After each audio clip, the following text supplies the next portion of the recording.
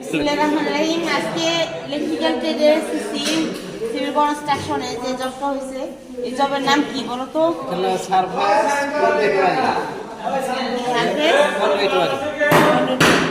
এই কন্ডুইট ওয়ারিংটা সচরাচর কোথায় ব্যবহার করা হয়? বাসা বাড়িতে ব্যবহার করা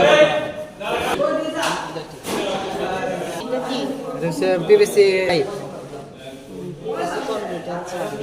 আর এটা হচ্ছে ক্লাম বলা হয়।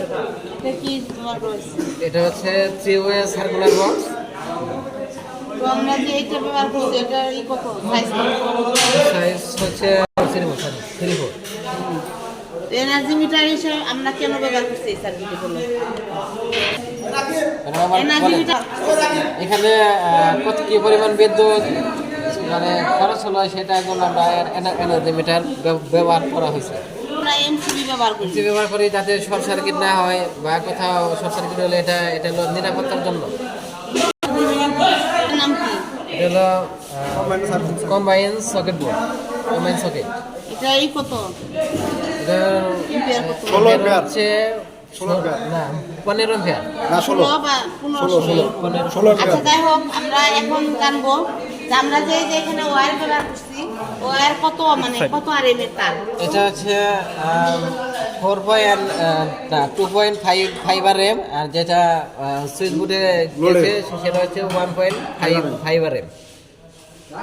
হলো কোথায় কত আরএম এর তার ব্যবহার করছি গণনা করুন। মিটার থেকে এমসিবি বক্স পর্যন্ত 4 আরএম তার ব্যবহার করা হয়েছে এবং এমসিবি থেকে সুইচ বোর্ড পর্যন্ত 2.5 আরএম ব্যবহার করা হয়েছে এবং সুইচ বোর্ড থেকে লোড পর্যন্ত 1.5 আরএম ব্যবহার করা হয়েছে। তাহলে আমরা এটা কত আরএম এর তার ব্যবহার করি? বার সকেটে বা আমরা সকেটের জন্য ব্যবহার করে থাকি 2.5 আরএম।